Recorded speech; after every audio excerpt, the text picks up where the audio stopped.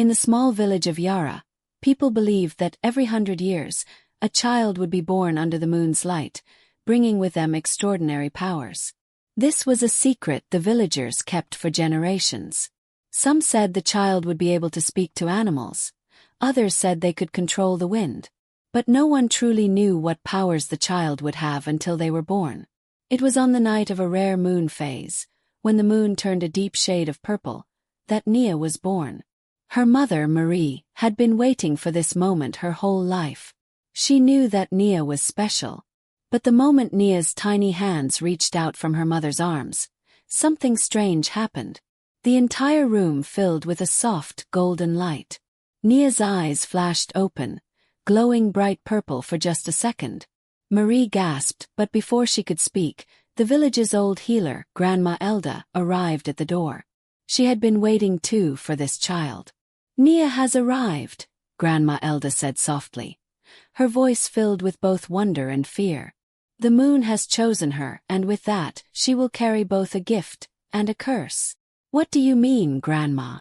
Marie asked, her voice trembling. Grandma Elda turned toward Nia, whose tiny hands had begun to glow softly. "The powers Nia carries, they are not like the others. Her powers are more dangerous, more unpredictable." Marie looked down at her daughter, her heart filled with love but also a growing fear. "What should we do? How do we protect her?"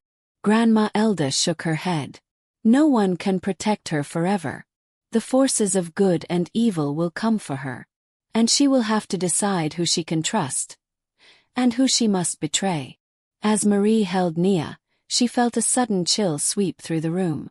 It was the beginning of something no one in the village could predict. The birth of a child was supposed to bring joy, but with Nia's arrival, fear had also come. As Nia grew, her powers began to show themselves. First, they were small things. When she was just 2 years old, she made the flowers in the garden bloom just by touching them. Marie was amazed but a little scared.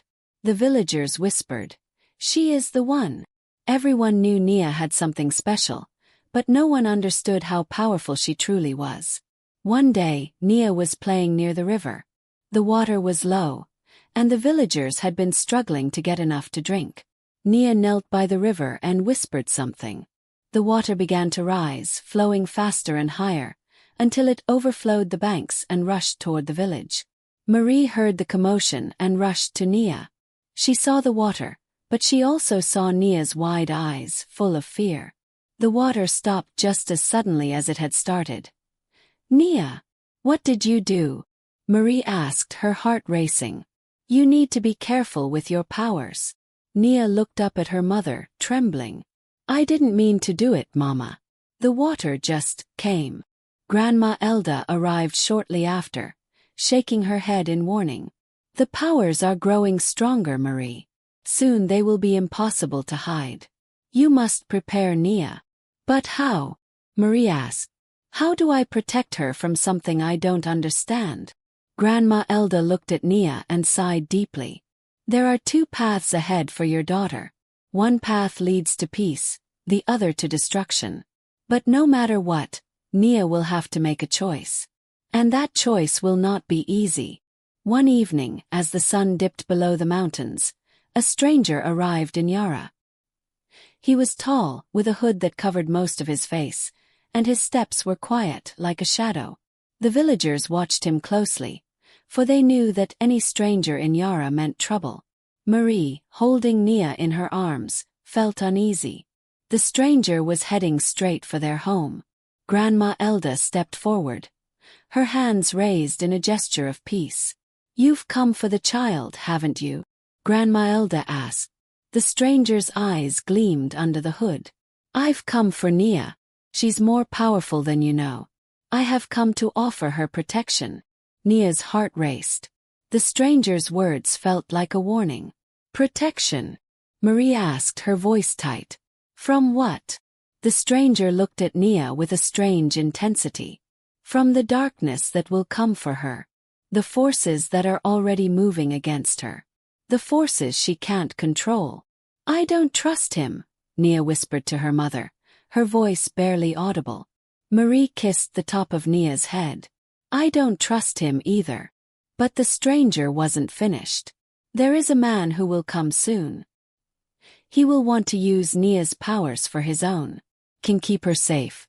But I need her to come with me.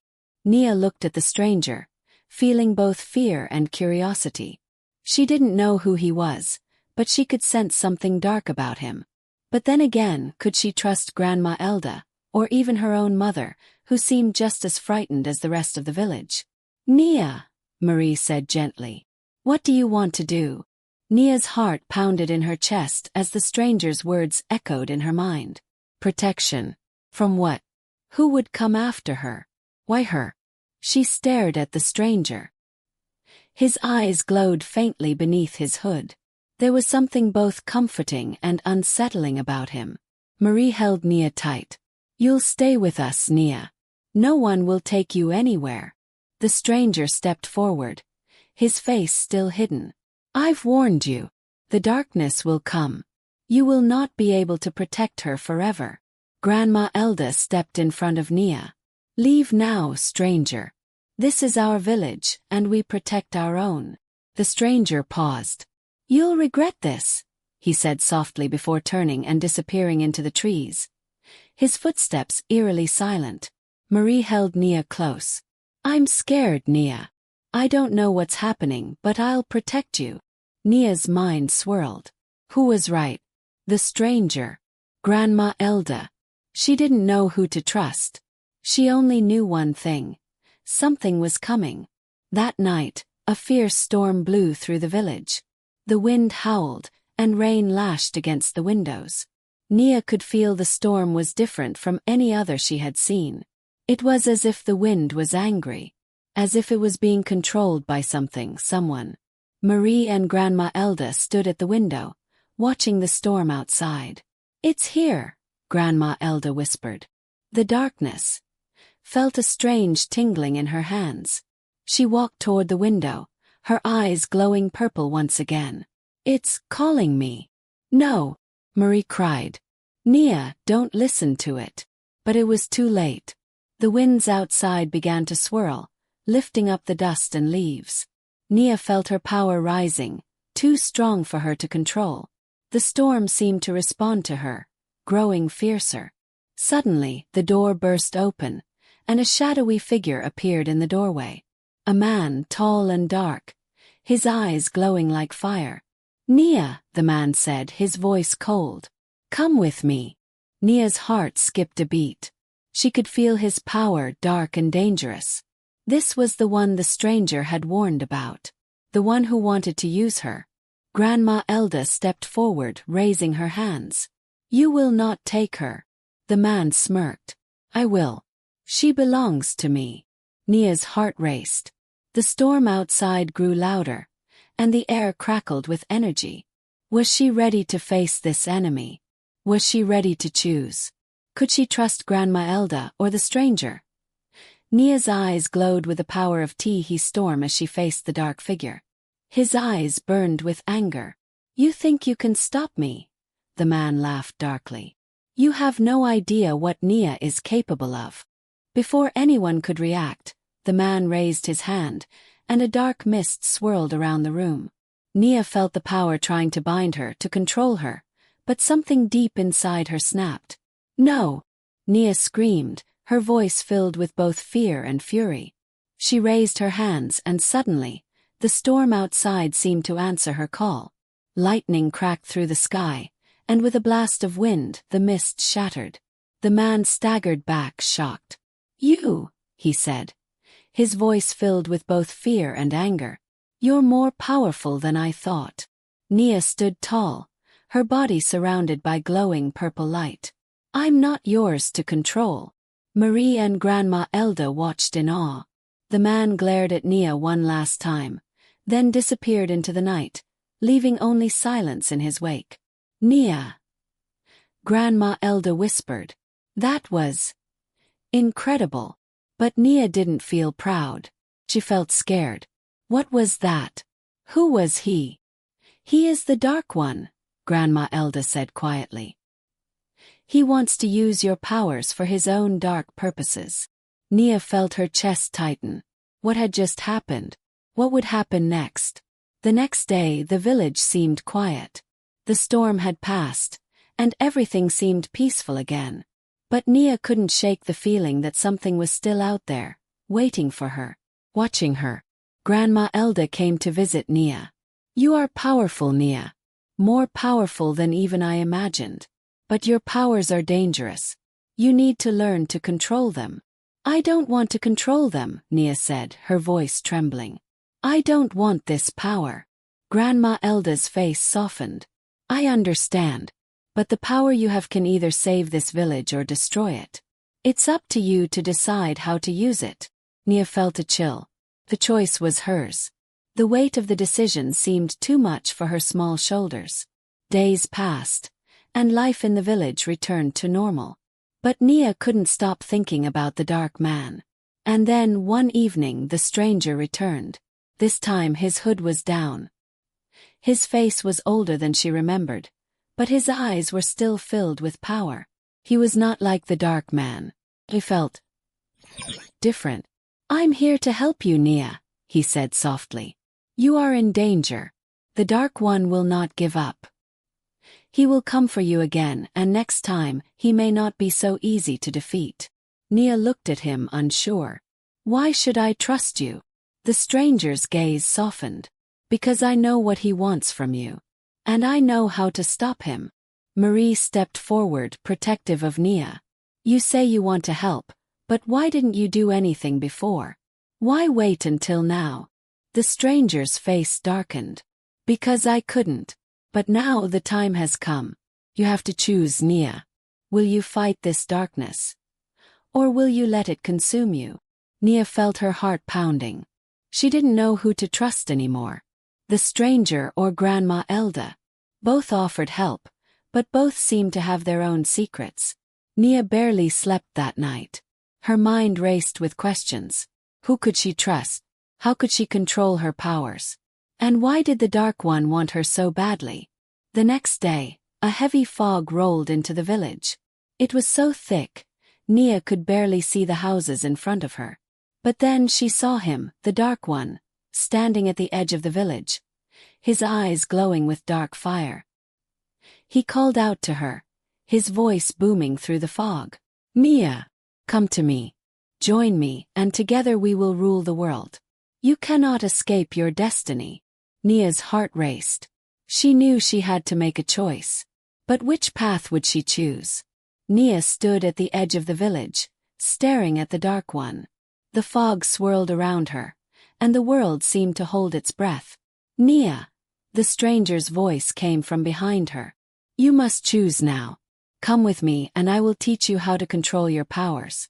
If you go with him, you will lose everything." But the Dark One's voice was louder. "You belong with me, Nia. I will give you everything you desire." Nia closed her eyes. The choice was hers.